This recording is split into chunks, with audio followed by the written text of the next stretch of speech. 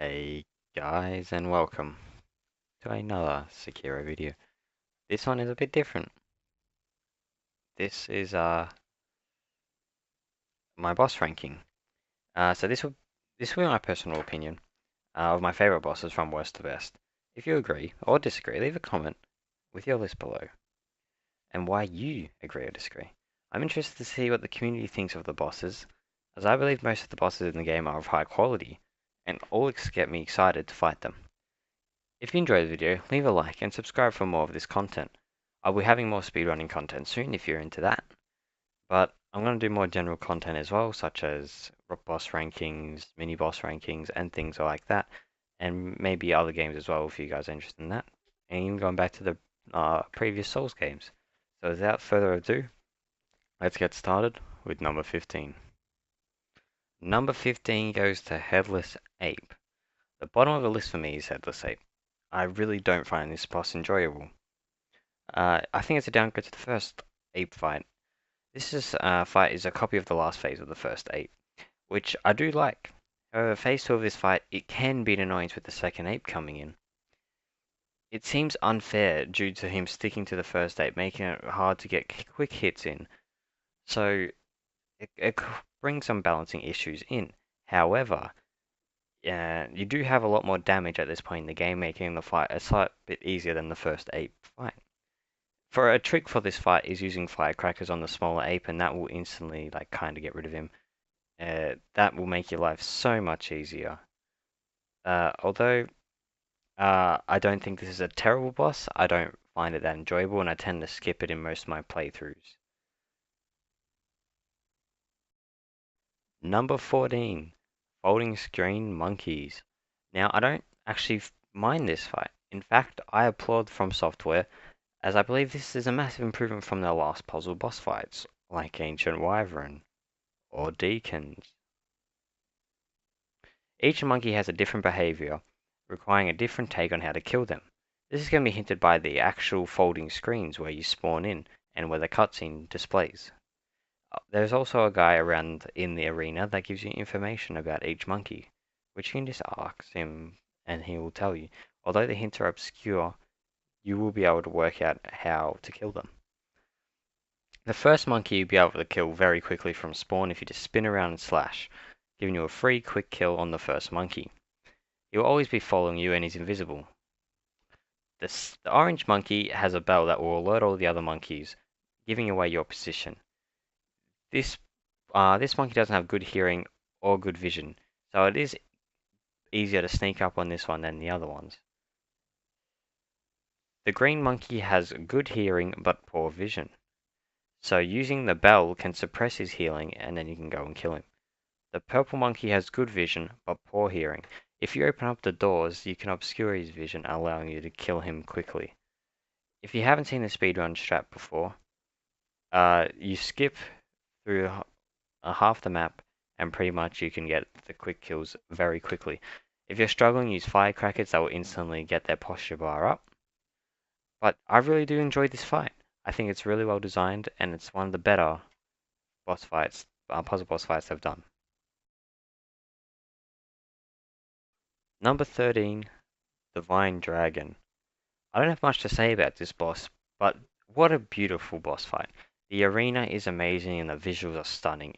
The fight is quite epic. On your first playthrough, you feel like some god throwing lightning at this dragon. However, after more playthroughs, I feel like it gets a bit repetitive. I also feel like this with Yhorm from Dark Souls 3. It's a very cool fight, and you feel very strong and powerful. However, due to it being a gimmick fight, it loses its enjoyment factor after multiple playthroughs, and that just brings this boss level down on the ranking for me. However, I do think it's a sick fight, and I'm glad it's in the game.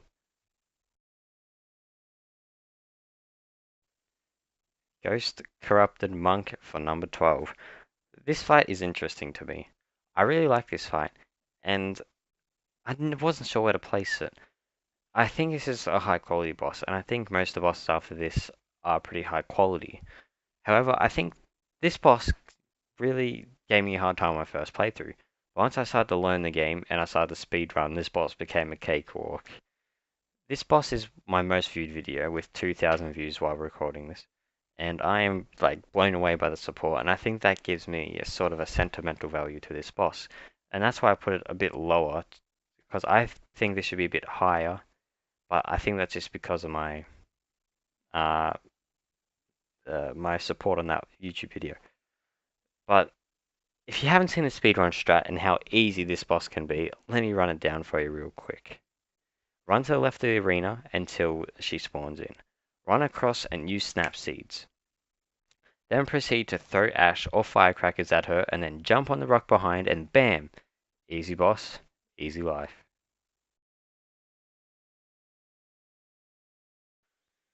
Guardian 8 for number 11. The only thing I dislike this boss is its questionable hitboxes that big bosses have in this game. But I do think this fight is much better than the second version due to the difficulty of the first phase and your lower damage at this point. In fact, the biggest problem with the speedrun I had was this boss. It stopped me from getting good times. There is a skip frame now, but I suck at that too. But I enjoy the challenge of this fight and the variation of big monsters rather than human enemies like most.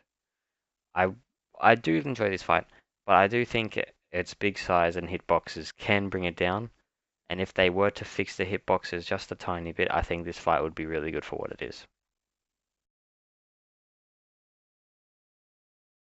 Number 10, Jinichiro Ashina. I hope I said that right. The story of this guy makes him seem like the villain of the story, but this guy lets you grapple around the place and launch flames out of your arm. I think that's a pretty good deal if you ask me. But in all seriousness, this guy is a compelling fight, and I really enjoy how you fight him many times as he gets easier and easier due to you getting stronger throughout the story. His bow can be annoying at times, due to his insane aim and damage, but that's about as annoying as this boss gets. When he reveals the lightning, he becomes much easier, as you can do lightning reversals which do huge damage and stunning him for 3 hits after. I mean, what more can you ask for? 3 hits? My name is You heard the man. This is the first true boss of the game, and I don't think I've ever had a problem with him. He's good for introducing the new style of combat, and definitely punishes you for playing it like Dark Souls, teaching you to deflect rather than dodge. He ranks around the middle of the pack for me, as I don't think he's an amazing boss or challenging, but he does do well for what he needs to do for a tutorial boss.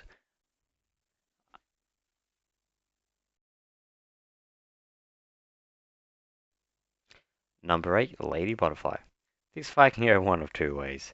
You can be like me, who did this fight early in the first playthrough and got their ass handed to them. Or you can come back later with high damage to get a quick kill and make this fight a complete joke. Sadly, this is the problem with optional bosses, as it's been like that since Demon Souls. But if you go here early, it's a nice and here's a nice trick for you to make this fight a tad easier.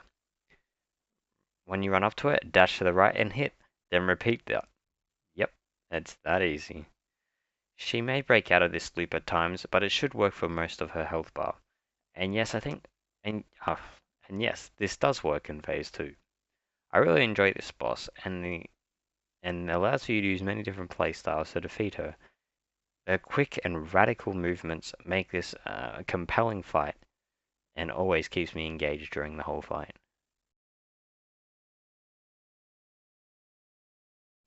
Number 7, Demon of Hatred.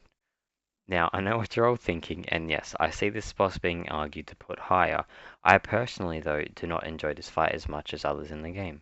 He's a cool boss, and also provides the variation in the game like the apes. His moveset is cool, but his feat and charge are plagued with poor hitboxes and can frustrate players.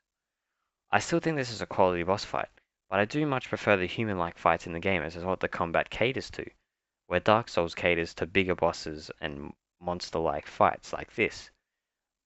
I do enjoy this fight, and I do think it's a true challenge. However, personally, I prefer sword-to-sword combat.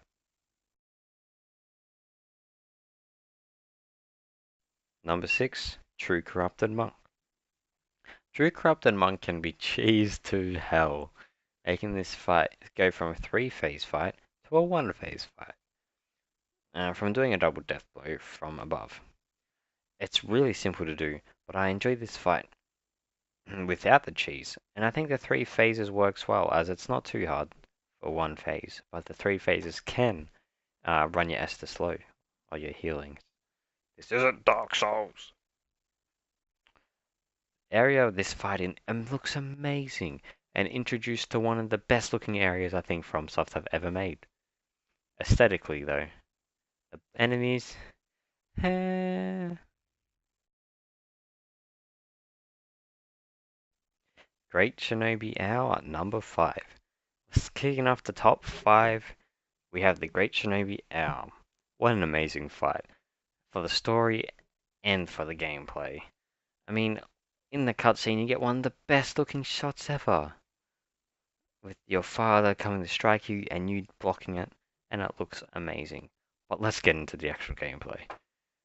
He uses many tricks like you do, such as firecrackers and, well, you don't really use this, but an anti-healing smoke bomb? Yeah, that's what it is. This makes the fight feel fair and tough, but feels like he is your trainer, like a true father-son fight, as he taught you the way of the shinobi. The big sword scares me too. Look at that thing. It would splatter me in moments. Get that away from me, dude. I think that is unfair. I want that sword. Give it to me FromSoft. Number 4 goes to Ition Ashina.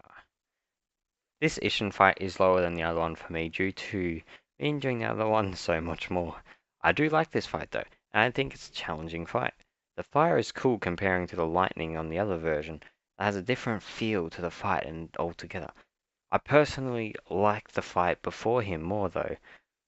His fire attacks can be interrupted by firecrackers or mortal blade draws, which can make the fight a tiny bit easier, and you won't get destroyed by his fire attacks. Even with that, he's still a challenging boss and deserves a top 5 spot on this list, without a doubt.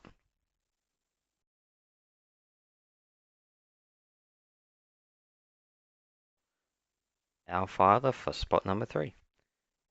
Take what I said about the first owl, make his attacks faster, and add a few more attacks with his sidekick bird, and you have our Father. This fight could arguably want to be the hardest in the game. I think it's the second hardest personally, but that is subjective. I have fought him many times now, and have got used to his attacks, and due to fighting him before, you have some knowledge to this fight. The only gripe I have with this fight is it's hard to find and get to, and you would need a guide to find it. I don't think any casual player would find it. But that's just me. Maybe you guys have found it casually. But that doesn't actually take away from the actual fight, and this definitely deserves a top 5 spot, and I would say this is one of the hardest boss in Souls.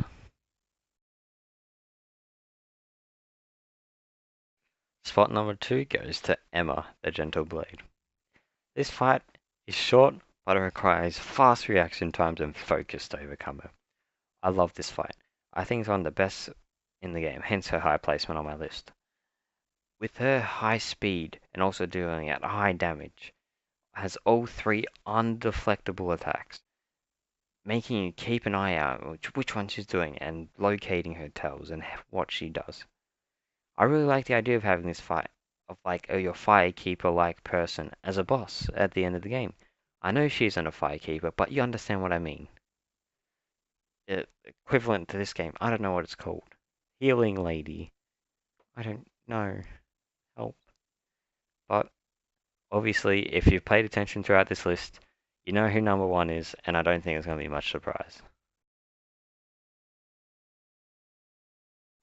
Number 1 goes to Ition the Sword Saint. This guy was extremely difficult on my first playthrough, and he still is.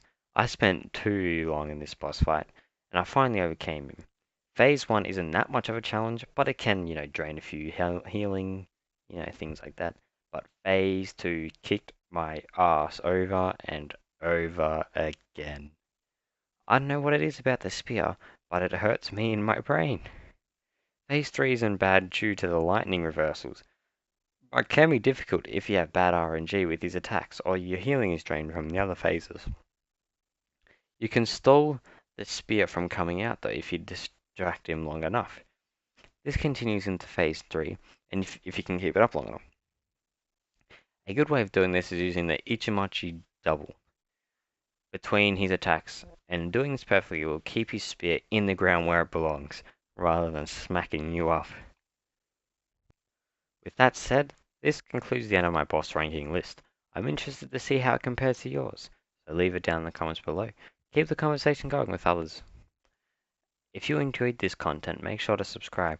For more of this style will be coming out soon. I'll be making another mini boss list coming later. Saying that, I hope you guys enjoyed this video, and I'll see you guys in the next one. Later.